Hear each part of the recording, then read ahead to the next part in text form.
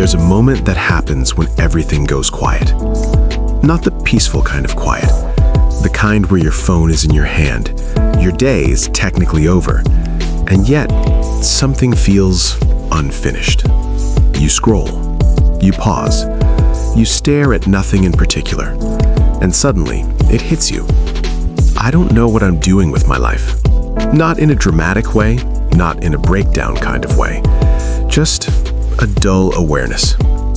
If you felt that, listen closely, because you're not lost, you disconnected.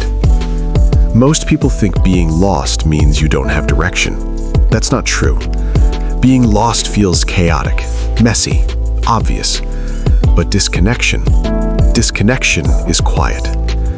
It's when you're doing everything right on the outside, but feel strangely absent on the inside.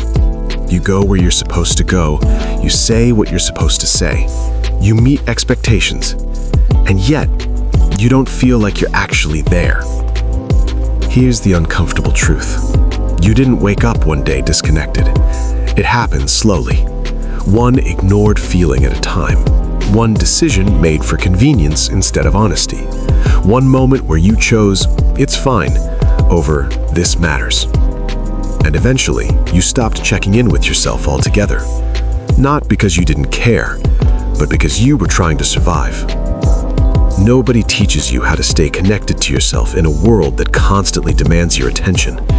Be productive, be available, be useful, be liked. So you adapt. You become efficient, polite, reliable. But somewhere along the way, you stopped asking yourself a simple question. How do I actually feel about this?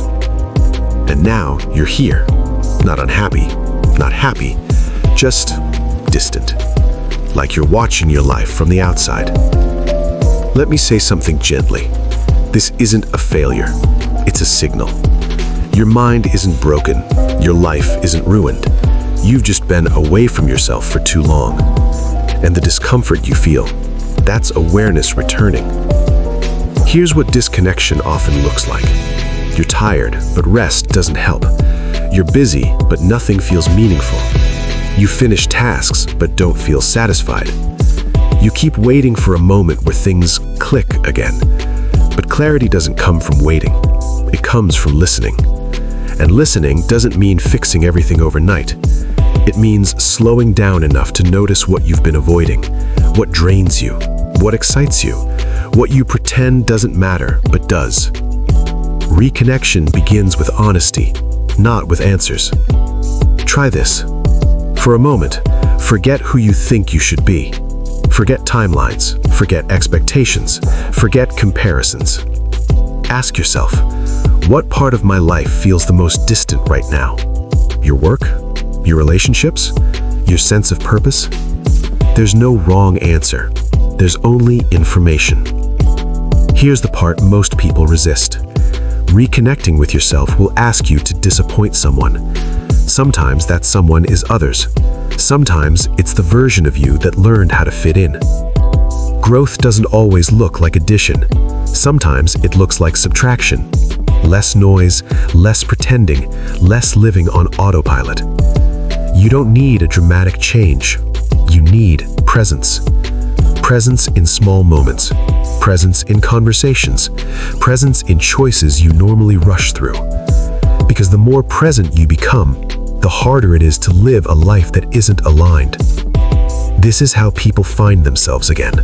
Not through motivation, not through pressure, but through permission. Permission to pause. Permission to feel. Permission to choose differently. If you've been feeling disconnected, this isn't your wake-up call to overhaul your life. It's your invitation to come back to it. To stop living on default. To start living deliberately. Even slowly.